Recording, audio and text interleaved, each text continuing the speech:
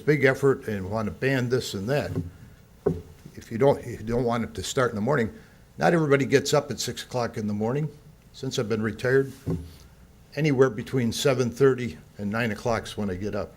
So I wouldn't want to have pickleball in my area. And really, the program should be that we establish a pickleball park somewhere else away so that we're not crowding everything into the park. It was bocce before. Everybody wants to be in that park because they like the view, but it's not necessary for the activity that you have. Thank you. Thank you. Any other public comments? Can I skip something again? No, you can wait till the end of the meeting. Thank you. Okay, now we're moving into the unfinished business.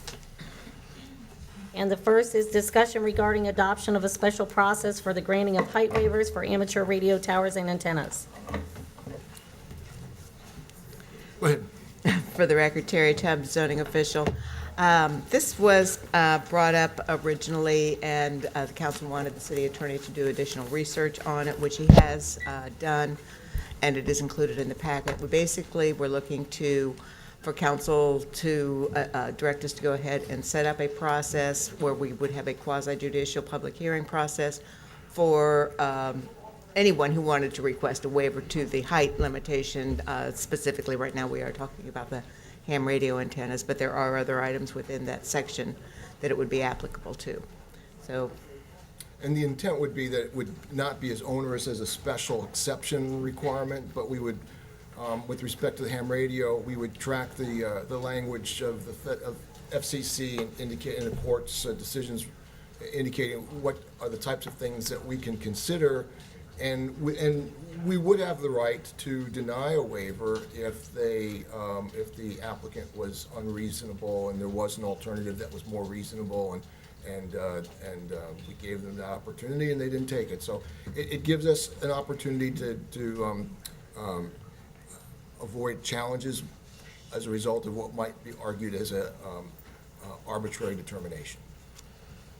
So to one of the speaker's points about separating out antennas from the ordinance that we already have, is this process, you feel like if we get this waiver process in place, then we really don't need to take any of those actions, or?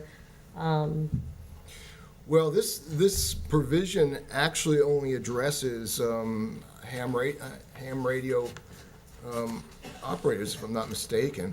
Let me just double check. Because I know that's the only time it's come up with respect to that waiver. Terry, please help me. yeah, it talks about the height of building and components that are height limitations. These limitations do not apply to spires, belfries, cupolas, antennas, water tanks, fire towers, ventilators, chimneys, or to other appurtenances usually located above the roof line and not intended for human occupancy, provided such structures do not exceed the height limitation by 20%. Yeah, I think you're right. It does not specify anything specific with respect to ham radio operators. And so, yeah, I mean, we could separate out different tests for different types of use. Obviously, if it's going to be a commercial antenna, we'll make sure that it doesn't, if it's a commercial antenna, it wouldn't be within a residential neighborhood. But that's, what we're asking for now is an opportunity to address this situation that's been there for quite some time, and it's only come up to us in the form of the ham radio operators. But this language that we have in our ordinance now says the city council may grant a waiver to these limitations, to all of those limitations. Right. Well, Do we need to button that up? That's why I think the suggestion was just made that we actually have different criteria for the different uses that would come before as relates to antennas. You're suggesting waivers with respect to the spires, belt, and all that kind of stuff. If, it hasn't come up, I don't think, in the past,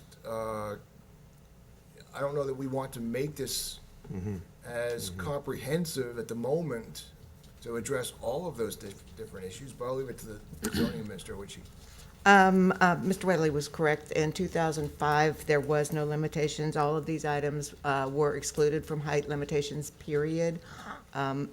There was some proposed construction that the structure included spires and belfries that went up to like 87 feet in height. The city council at the time did become concerned, and so they put a cap on everything that was in that paragraph at 20% of the permitted height in that zoning district. With the ham radio antennas, they are typically in a residential zoning district. Maximum height permitted is 35 feet. That 20% caps it at a total of 42 feet for the ham radio antennas. If they are able to have a tower that they can, extend and then lower when it's not in use, that's always been permitted. That's because it's a short-term thing.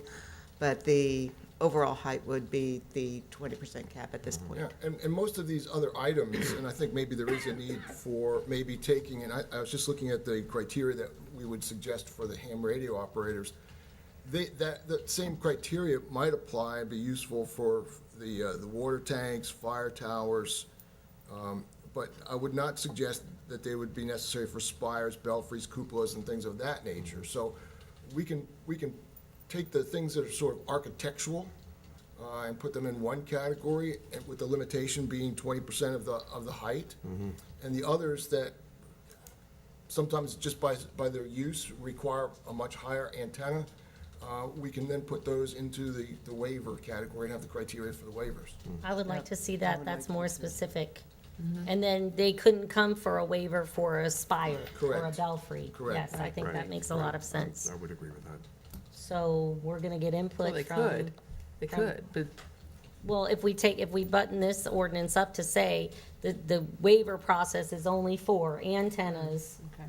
and the other things are left to the 20%, they could always come for a variance or something of that nature. Correct. Correct.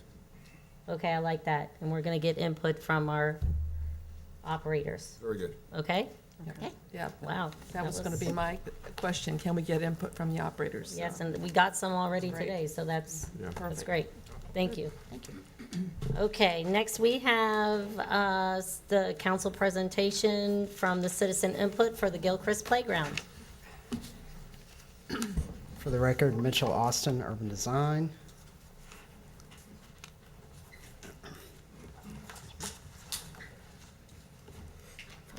Okay. So we spoke last time to City Council regarding the Gilchrist Park Playground. We held a public input session, and the primary purpose of this presentation is to demonstrate that we listened to folks and to bring up a couple of other items Mitchell, of pull interest. the microphone up. Sorry. Thank you. Excuse me.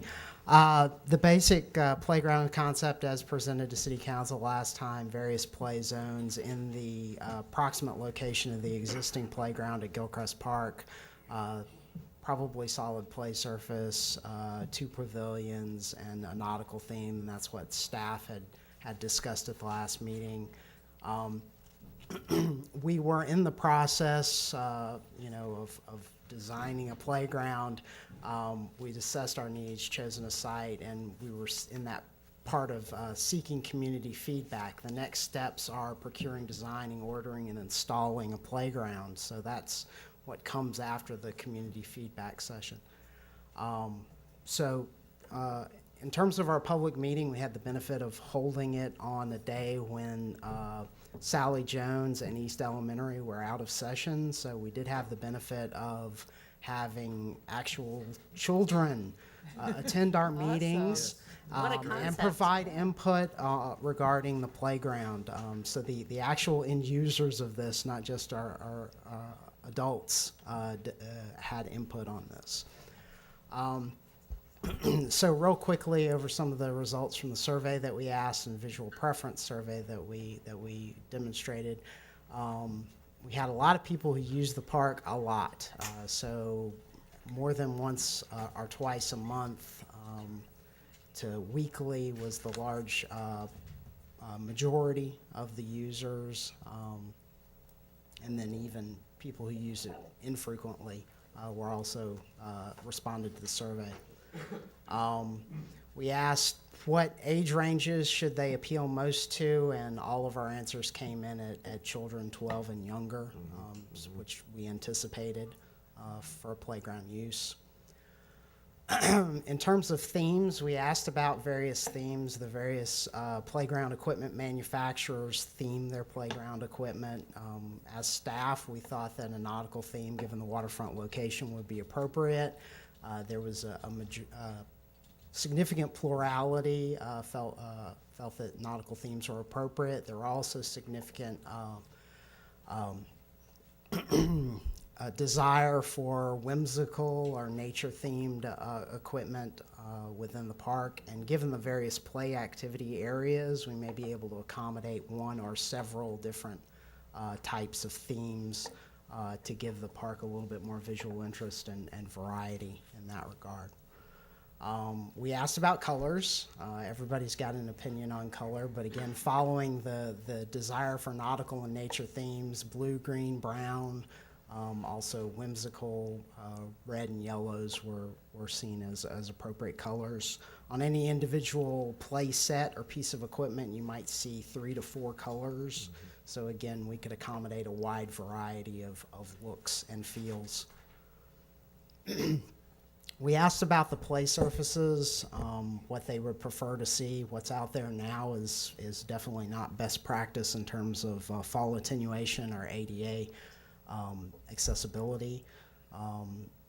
Solid surface, a poured rubber product is best practice, and the community overwhelmingly agreed with us on that, having seen it in other places, including some of our own facilities. They say that's the way to go. We asked about what other types of furnishings or activities would be appropriate in the park area, in the playground area specifically, and there was a strong desire for picnic tables, benches and seating, pavilions, and also bicycle parking. They also had a strong desire for the area to be as shady as possible. So obviously the playground will be centered around the existing tree that's in a significant feature of the current playground area. That will be retained. We're looking at landscaping around the playground area to encourage additional shade, and then looking at potential shade options. There was also a significant desire for some grassy area. Given the location in the park and the difficulties of maintaining that, that'll have to be carefully considered. In terms of who was responding, it was a lot. The majority of folks are full-time residents of Punta Gorda, so it's these are just from the visual preference survey. Some of the most popular items: swing, seesaws, climbing components. Lot of desire for a lot of different types of activities: strength building, climbing. Additional suggestions, which we thought was interesting. We had a water fill station for like refilling water bottles or a baby bottle, which the city is looking at doing those in other park areas right now while we're replacing some water fountains. So that will definitely be a part of this project. They wanted the fenced area to be the playground area to be enclosed with a fence, and for there to only be one access point, unlike the current playground configuration where there are 3 gates that may or may not be locked at various points in time during the day. They did strongly agree with staff's recommendation for a separate entrance for the bathrooms, specifically into the playground area. They talked about the potential of expanding the footprint. They wanted shade, and the biggest idea was really community participation and fundraising to go above and beyond the currently budgeted $400,000 for the park. So moving into what's next, for the restroom, we have two projects. We have the restroom and the playground, so they'll be running almost simultaneously, but the restroom, we think we can kick off a little bit sooner because it's not really a design-build project. It's a project that we already have a design for. We just need to update it, get the bidding process out there, and construct that restroom facility. On the playground, we will be looking for a design-build contract, so there will be a definitive design period. That final design would be presented to City Council, and then we would have construction to follow. Timeline-wise, beginning now in March, we would look towards constructing the restroom facility and hopefully have that wrapped up by July, August. The playground itself, soliciting the design and doing the design in summer, and then constructing it in September and hopefully finished before December. A couple of things that came out of our public input sessions and other feedback that we've received since then is there's a desire to name the playground. Currently, it doesn't really have a name. The old name was Kittyland. The city staff has been using Gilchrist Park Playground for the project title, but certainly if there's a desire to have a naming contest, we would recommend that it be restricted to children age 12 and younger, the users of the park, and that the winner would participate in the ribbon cutting or some other ceremonial type activity associated with it. Probably the most exciting thing for me as a planner is the community desire to participate in the planning of this project and to participate financially.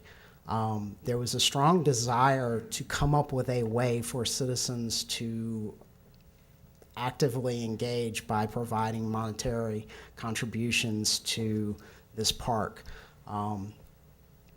We've had an initial meeting, Team Punta Gorda and the citizens that were sort of the core citizens that were most concerned about initiating some sort of fundraising. We talked about the need to develop a sponsorship level and recognition system that would be as least obtrusive to the playground. You don't want to end up with, an advertisement for, 50 different people in the middle of your park. So we're looking at, a tiered system of sponsorships, definitive tiered system of sponsorships, and then a recognition mural to be placed on the restroom facility, probably facing the Harbor Walk side, so it wouldn't be obtrusive to the neighborhood.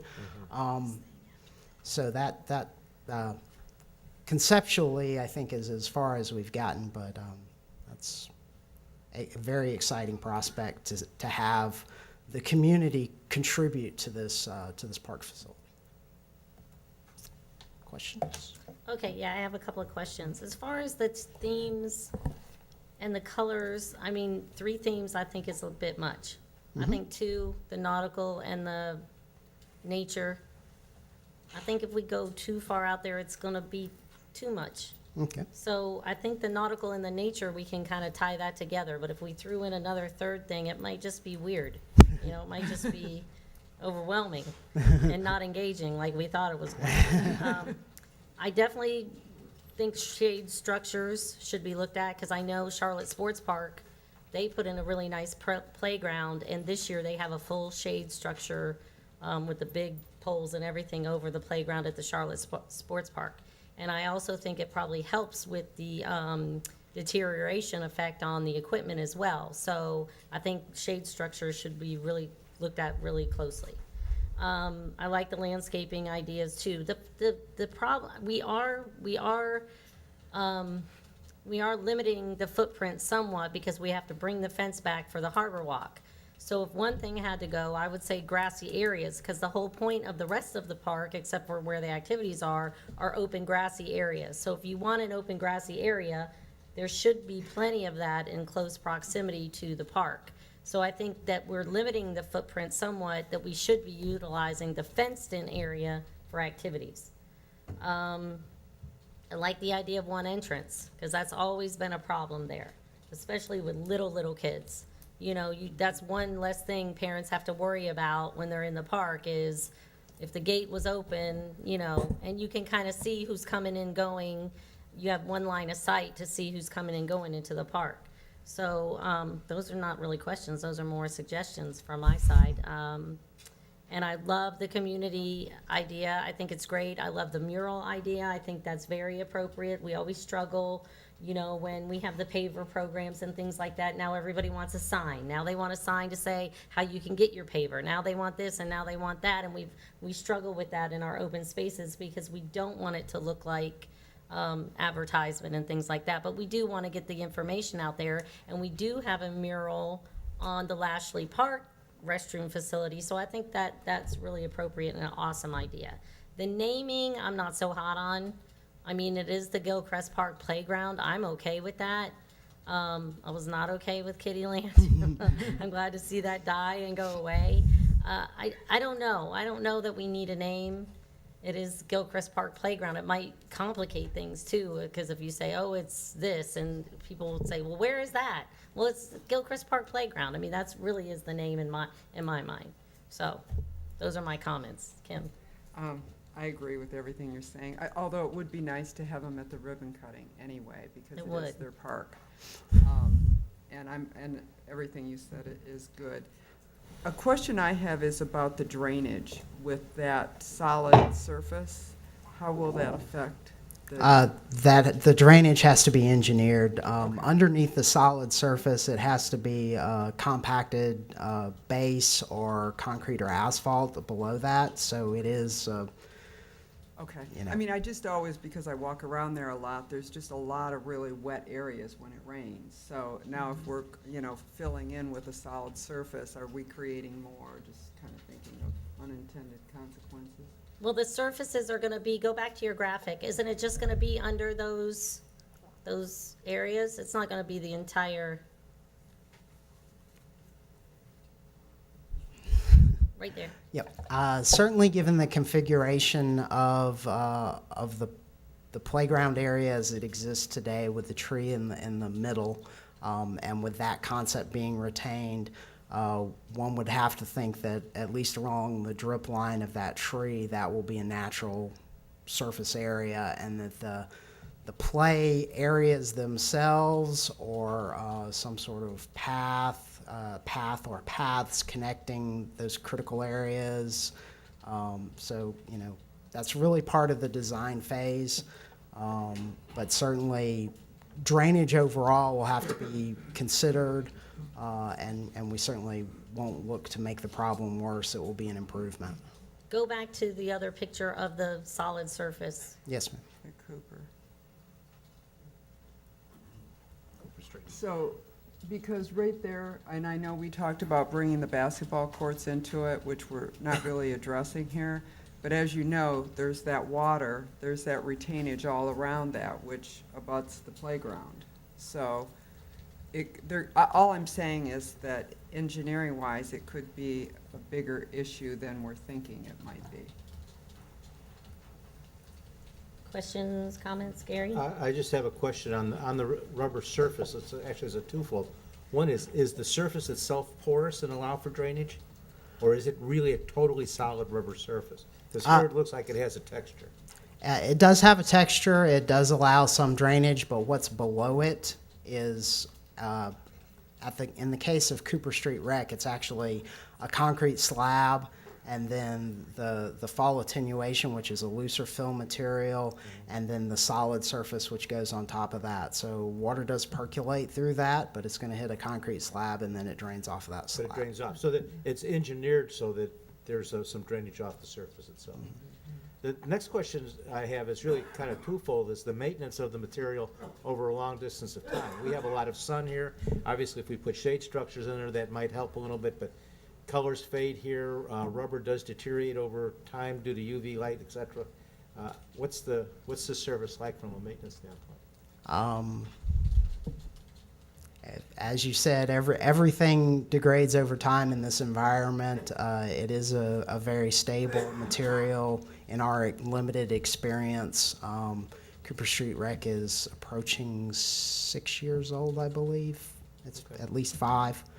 Yeah, so And it's holding up? it's pretty well? holding up fairly well. Would you, but I guess the point is that if it came to the point that you did need to resurface, would you just go, would it be just the top part of the surface and the rest of the material would be pretty well intact? I'm not sure Okay. how that works. We haven't actually done a project where we've had to resurface something that we've done before. Comments, Nancy? Just that I would agree with the comments that you've made, and I was thinking of, when you mentioned multiple themes and colors, made me think of pages of text and how people go crazy with, in the computers and put in multiple fonts on one page and colors, and it starts to look like a circus. And so keeping it simple is a better idea, but I concur with what you said, so. Is that flexible, is that rubber surface going to be on the entire playground or just portions of it? It has to be in all the areas where we have play equipment because it is a fall attenuation standards for the actual play equipment. So As a percentage of the entire area, do you have a handle on what it might be? it's really going to depend on the equipment that we can purchase with the budget as to how much of the area will be fall surface and how much of the area could be other materials. All right, one more comment, the single entry gate, I would want to make sure that that gate self-closes and it can't stay open when people go in and out. Yes. As far as expanding the footprint, is there any ideas on that? I mean, we talked about it last time about taking away that one sidewalk, but then there really wasn't a consensus, so I don't know if we want to, I think we'll have a Explore that. better handle on it when we get to the stage of engaging a design build contractor because they'll have a good idea about the size of the space, how much equipment we can get in there, how many children could be engaged by that equipment and what the real need is of the park environment. And certainly through that process, there will be budgetary implications if we expanded the area. well, I'm just thinking too that we're taking additional play space away because we have another pavilion going in there as well. So as long as we're just cognizant of that and looking at it when we get our design together, I think that would be important. We don't want to limit, you know what I'm saying? If there's a possibility that we want it fabulous, Mitchell, it's got to be fabulous. Well, I think that part of this is going to also be dependent on how much others in the community and funding are going to be. Yeah. Because we went into these initial meetings thinking that we as a city were going to be the funder. And there were, in the meetings that I attended, there was a lot of interest in other people saying, we could get other people to step up to the plate to make this more fabulous. So I think we need to get a gauge on how much that enthusiasm is. We've committed to fund to a certain budget, and we've got that constraint to work with. But then, the sky can be the limit if someone wants to come up that just won the lotto or something. And I know that if we bless this today, they have a meeting tomorrow. So they're well organized. Right. So are we question. blessing this, Tom? The community participation is going to continue throughout this process. Yes. Fine. Love the community participation. Yes. So everybody's okay with Yep. Absolutely. what you've presented? Okay. Okay. Nice job. Thank you. Great. Thank you. Thank you.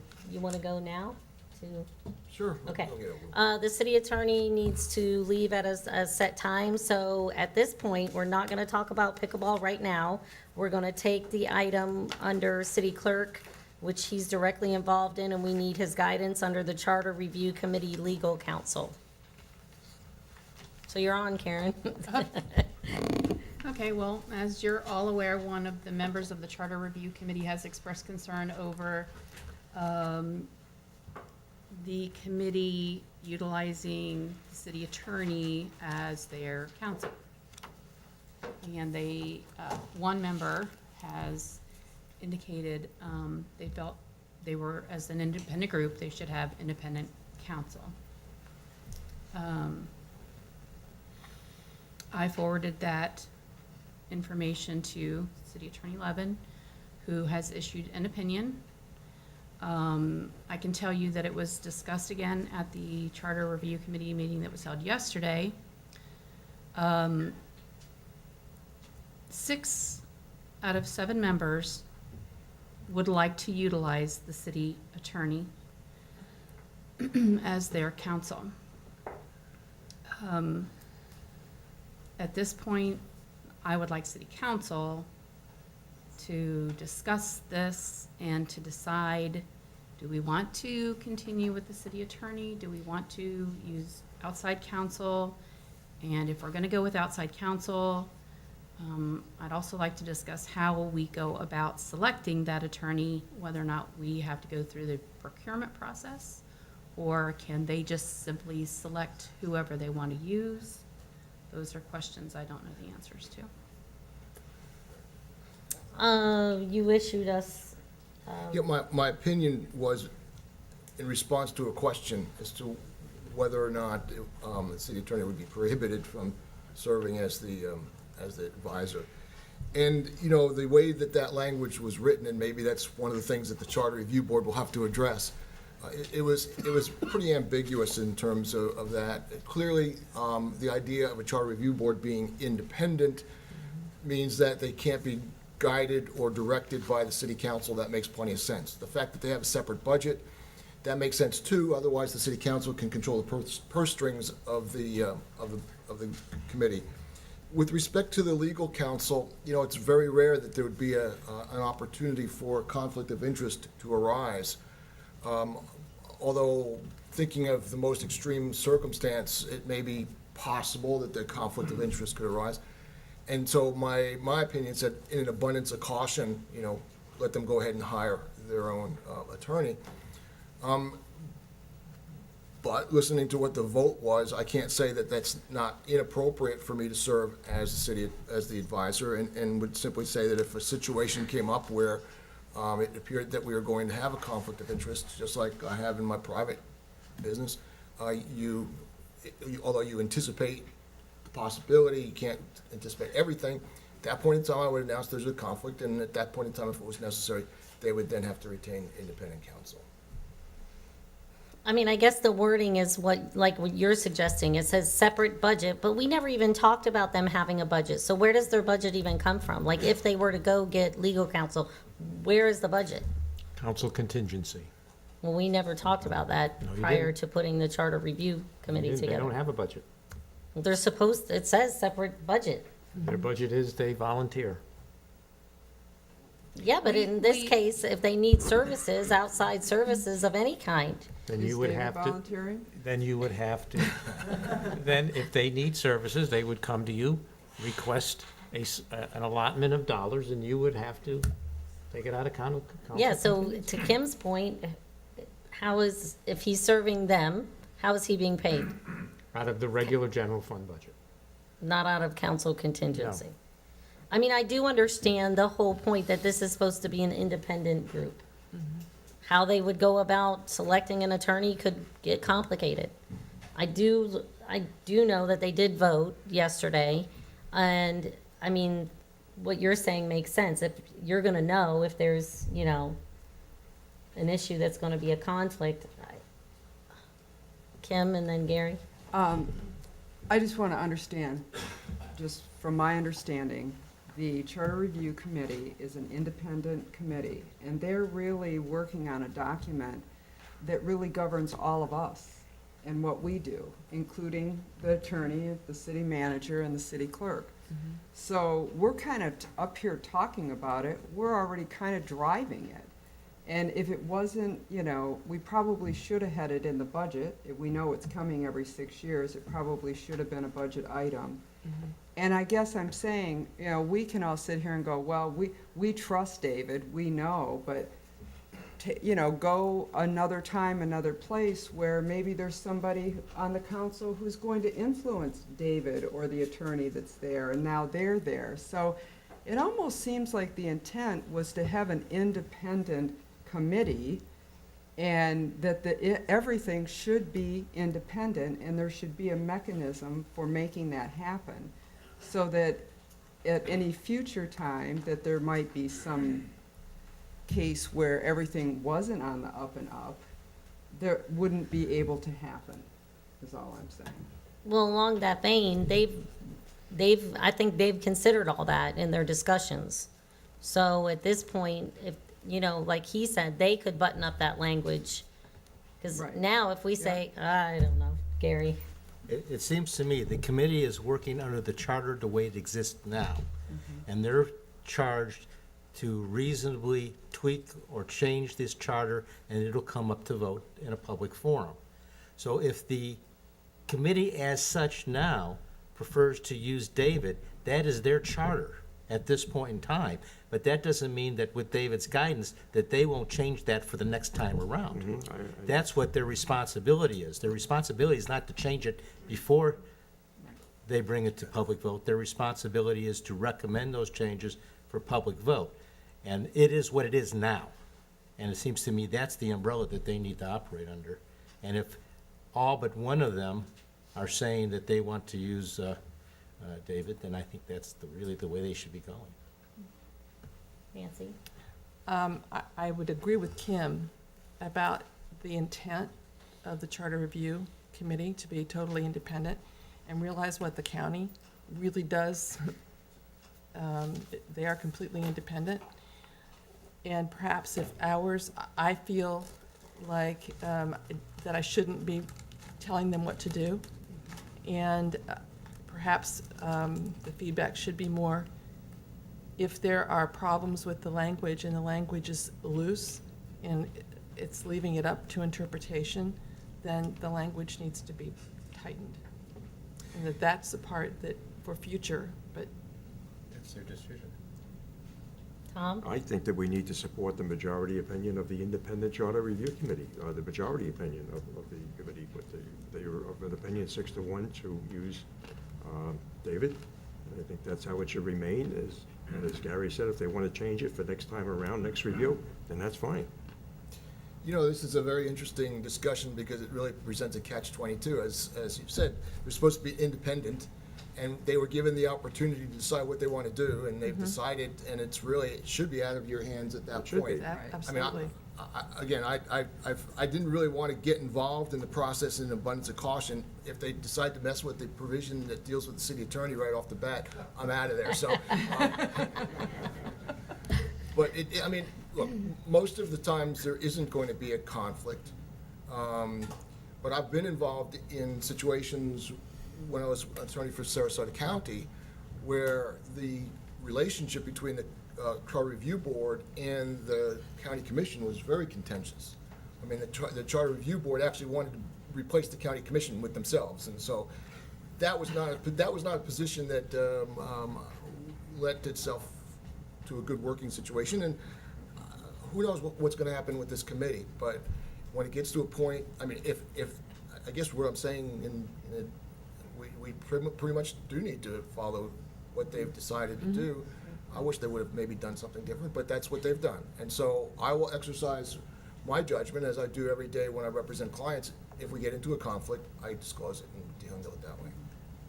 I think I can live with that, and the fact that this is what they've decided, and this is a good point that, again, this needs to be more, clear for the next go-around, that this is the budget, this is how you go about getting your legal counsel, this is who puts the agendas together. Have it a little bit more precise in the language so that the next go-around, we might be, but we're maybe dealing with less of this ambiguity. Yes. I will tell you that that the member also expressed concern with my involvement. Sorry, say again? Expressed the same concern with my involvement with the committee. Felt that it was inappropriate for me to be there. And was there a response from the They review felt committee? that I served as a resource, and they didn't have a problem with that either. But I just wanted you to be aware that that was also. I see the rationale. I think we all do. That if we're talking about understand. your job and you're sitting right there, that's I a little understand. hard. You know, that's for anybody, you know, for any circumstance. And that's Mm-hmm. what I think the rationale is, but I think we have to go with their direction. I think if we don't, that's not a good thing. I think we go with their direction, and we are all able to talk to them individually and express our concerns, and, you know, David will be there, and maybe everything, all of these concerns, obviously there's a problem, or we wouldn't be talking about it. Maybe I can convince them to reconsider their vote. No, no, I'm not saying that at all. What I'm saying is that making things more clear, making the budget, so that this type of thing doesn't happen again. Good That's point. all I'm saying. Good point. Gary? You have a committee that was properly appointed. You have one individual that is raising some very pertinent questions for that committee to deal with. But I'm going back to what I said, they still are working under this present charter. Right. And you don't want the committee to be working in a vacuum. If you say, okay, you can't be there, you can't be, and we're just gonna do this all by ourselves in a vacuum, I don't think they would come to a good conclusion. I think that we ask very reasonable people of diversity to be on this committee. We need to let them do their job. One person can raise these issues, that's for the committee to deal with, not for us, I don't think, up here. And the issue, I mean, we have to play Howard in this situation when we do talk to them. Because we cannot say, oh, well, I talked to one about this and that. We cannot do that. So we have to be very careful ourselves in our conversations with them, because we can really only listen until we get up here and possibly address an issue like we are today. Because, I mean, they're under the sunshine, and we just have to be really, really careful with that. Okay, I have one more comment, and then I need a clarification. The comment is that I believe they want you to attend their meetings because they felt that if the attorney was there, that when they had legal questions, statutory questions, that you would be able to answer those questions. Obviously, I'm not going to do that. I can't give them legal advice or, you know, interpret the law for them. That has to be an attorney, and they felt like they would get through the charter much more quickly if you could attend. And we had this, what we had discussed before was that you would only attend when they had a question, and I believe their feeling is that they would like you to attend their meetings. Well, what I would recommend that they do, for efficiency's sake, is that I don't think it's necessary for the attorney to attend every meeting. But if a question comes up, I would think that if they could then submit that question to me by email ahead of time of the next meeting, that would give me an opportunity to research and come up with an answer. Because although many things I do know from the top of my head, I would prefer to have something that I've researched to give them a definitive answer. So I'll discuss that with them, but that's the way I would prefer to handle it. Okay. And then the clarification is related to something that you mentioned in your email to the city manager, and that is when the Charter Review Committee makes their recommendations, they would do so by bringing forth an ordinance to City Council. City Council, if I understand it correctly, it is not within their purview to change that ordinance, but merely to conduct the public hearing. So there was a concern that once they made their recommendations, that either I, or that's where they felt the conflict with me came in, either I or the city attorney or city council would be able to somehow modify what their recommendations were. I told them that was not the case, that it was only, they didn't have the power to adopt an ordinance. That's why it had to come to city council, but the city council would not make those changes. I just wanted to, clarify that what I told them is correct. And that is correct, and there aren't that many municipal charter review boards anymore, but, and so there isn't a standardized way of doing things, but one of the things that is required is that whatever the recommendations are, they have to be adopted as an ordinance to create the referendum and then be voted on by the citizens. Where Sarasota County got in trouble a number of years ago was that the recommendations came not in an ordinance form, but as recommendations, and then it was to the county's legal department's job to actually take those recommendations and draft the ordinance to call for the referendum. I'm getting more detailed than I think I need to be, but I'll explain where the problem was. The title to the ordinance, to the ordinance that goes for referendum can only be, I think it's 75 words. And when you got all these changes that can't be described in 75 words, it was decided that since there's another requirement that the title has to accurately tell the voters what they're voting on. And so in order to do that, the county felt that the title needed to be longer than 75 words, that there shouldn't have been any reason why it had to be limited to 75 words, as long as it was still understandable to the voter, and the whole intent was that it be understandable to the voter. The code enforcement, the Charter Review Board challenged that ordinance in its form, and that went through several courts.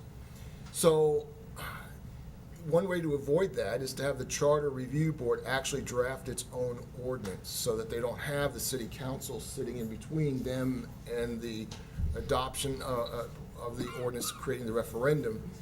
And that's what I would recommend, although obviously it would be the same person that would be doing that, either for the city. And the only potential conflict that I immediately visualized is if they made their recommendation, submitted it to the city council to adopt an ordinance as it's required to do that, and somehow the city council modified some of the language, or even by modifying the title, could have caused a problem, so that I wanted to make it very clear that the only role that the city council has in this process is to adopt the ordinance to implement the recommendations that the Charter Review Board has come up with. And so I hope that clarified your concern, Karen. Absolutely, thank you. Yeah, that sounds reasonable. Okay, so we're going with what the Charter Review Committee has chosen to do until we hear otherwise. They're over there, we're over here. And can you check your schedule to see if you can be available for the March 8th meeting at 2 o'clock? Question, was it a majority opinion of the committee that they required the attorney services at each meeting?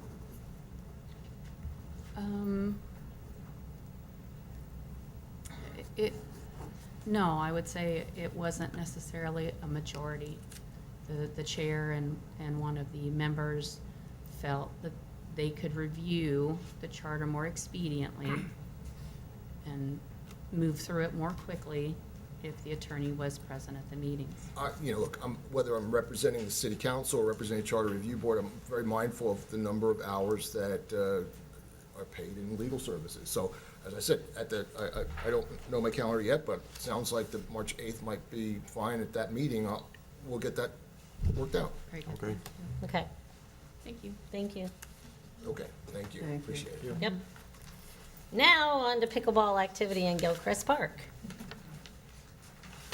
Who's taking the lead?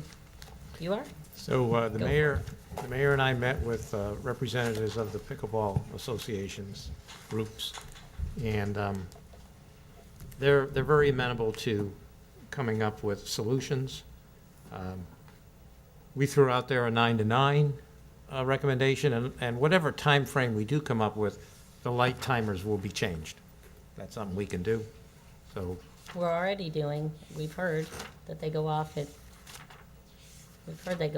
anyway, so. But we can adjust the timers, Right. whatever. We heard back from some pickleballers that 9 o'clock is, maybe they would like to start at 8. We talked about the quieter ball, which is going to be used starting at least April 2017, because that's a while from now. And we looked at the acoustic fence. That does dramatically cut down noise, except that you're going to have an acoustic fence, a structure, a shade structure right there in the waterfront park. We didn't recommend it. It's there for consideration. I think that as a city, as a staff is concerned, while we could do nothing, we're not recommending that. We need to do something. So we start with those premises. It's an active park. I think it's great that it's an active park. People are enjoying it from all over. And we need to just make the activity more comfortable with the concerns of the neighborhood. Kim? Can we do something temporarily until the new balls come out? So that the Federicis can have a little peace in their house? Like what? Well, like an acoustic Sure, fence or, sure, we can put one up. I mean. We can put one I up. don't know what it looks like. I have visuals. We have visuals. We have visuals. We have visuals. They're not attractive. They're not attractive, but I did talk to them. It's a temporary. This is expensive. I mean, it could be temporary. We could put it up and take it back down. It clips on to the rail at the top of the chain link fence.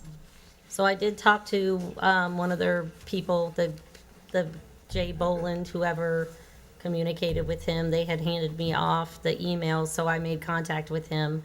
And it is very effective.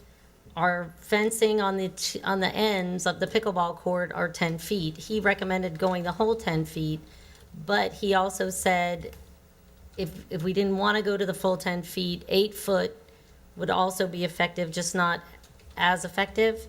And in his opinion, we would need an L shape. We would need the end 10-foot piece, and then we would need another fence on the side, basically the L shape that's closest to Retta Esplanade, and leave the other sides open.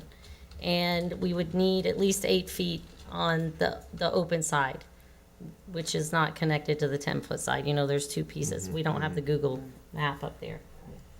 I need to ask a question from a legal perspective, if I can, from whoever it was that talked about the equipment, the choir balls and the racket in the 2017 date. Could we have them come up? Is that I'd person be still gone. here?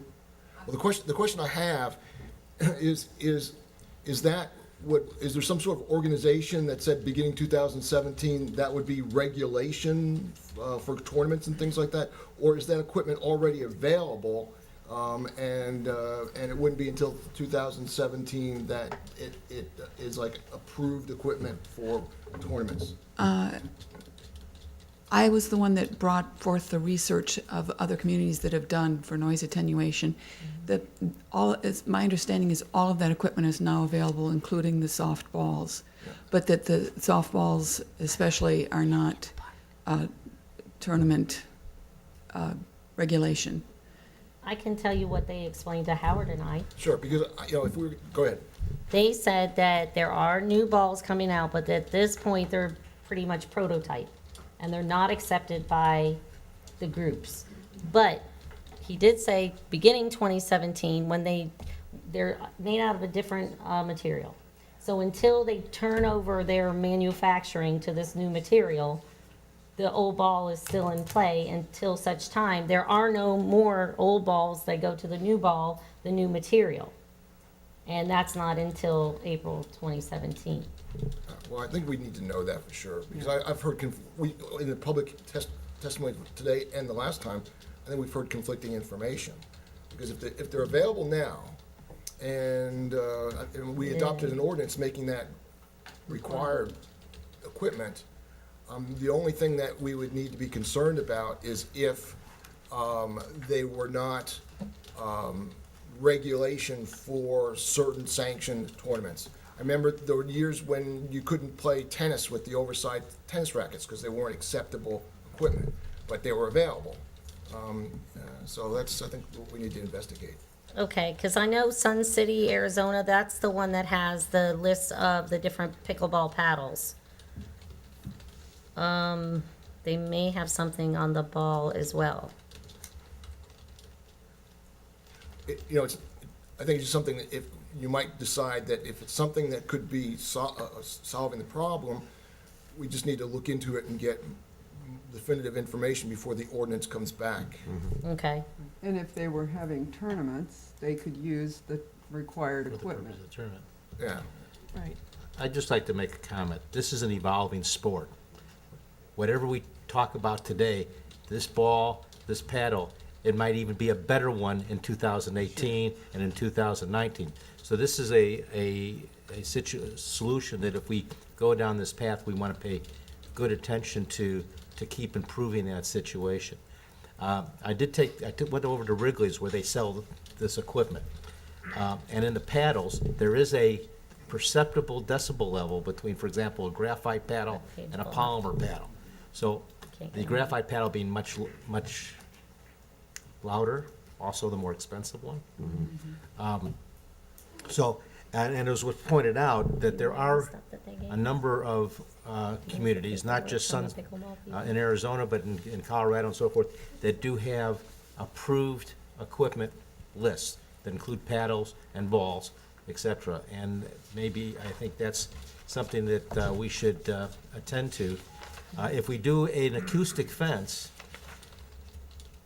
it is, one, not aesthetically good, pleasing to look at, and would affect views in a very negative way.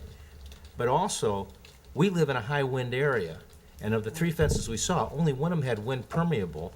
And I do know from my experience at tennis courts that have windbreak fabrics that are very permeable, the clips still keep breaking off all the time. So there's going to be a maintenance, and that's in itself can be problematic. Mayor?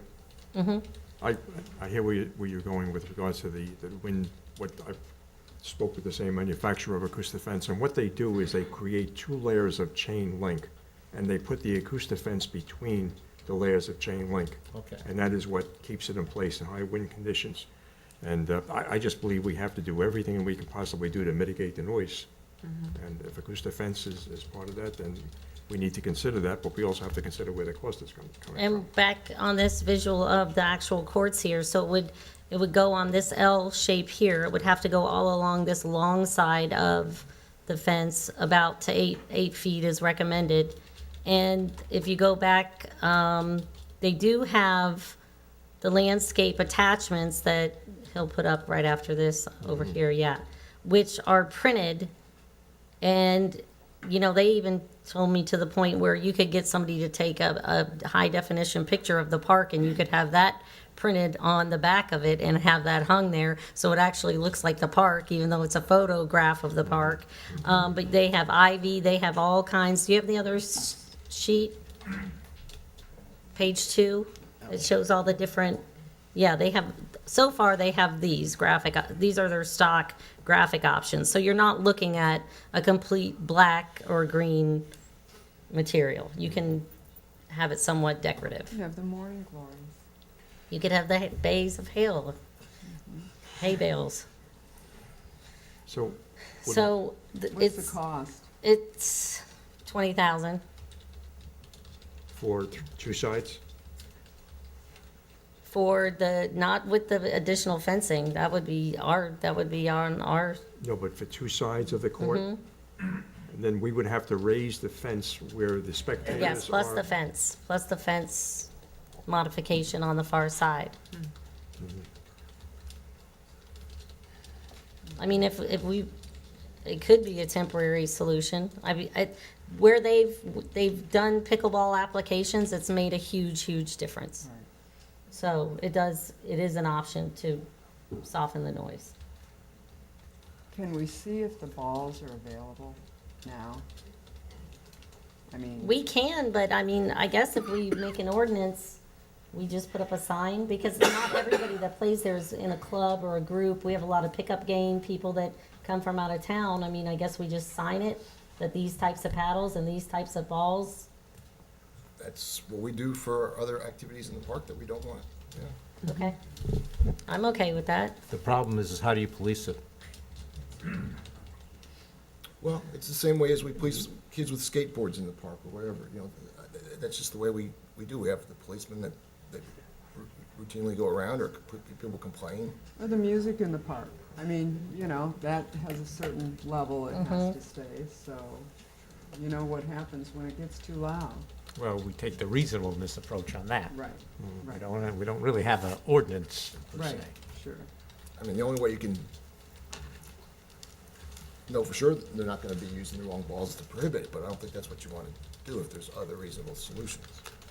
I mean, are you leaning toward this acoustic fence, or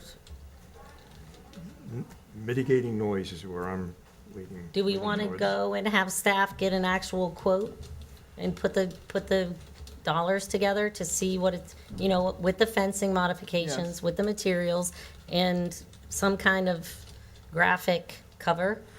I mean, this at least looks, the ivy or something looks better than, I mean, if we were to put up landscape screens, you're still gonna have some kind of, you know, visual, Tom?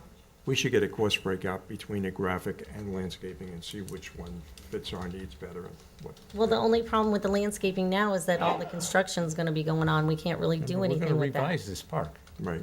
We can't really plant anything now. I mean, in the future, definitely, so. We'll get a quote. And what about the times?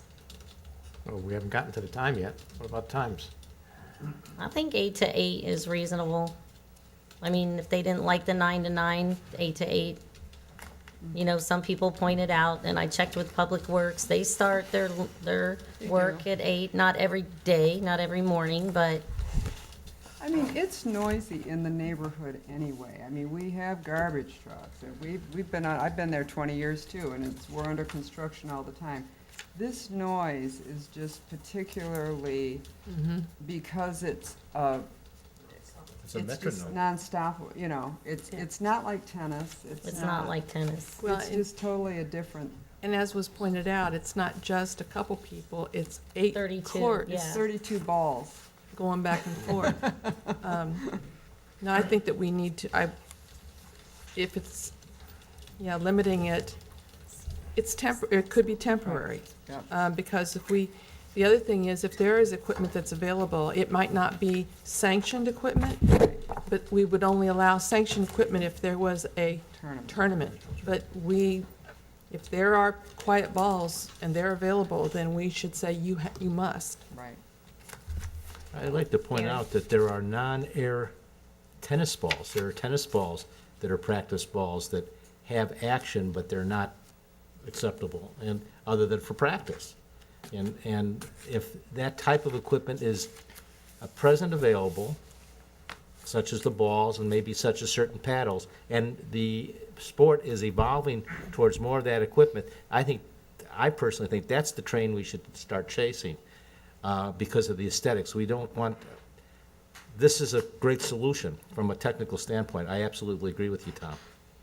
You know, but I'm not sure that we're talking about putting in a beautiful playground, we're talking about and I'm not sure aesthetically, I don't know, this might not look as ugly as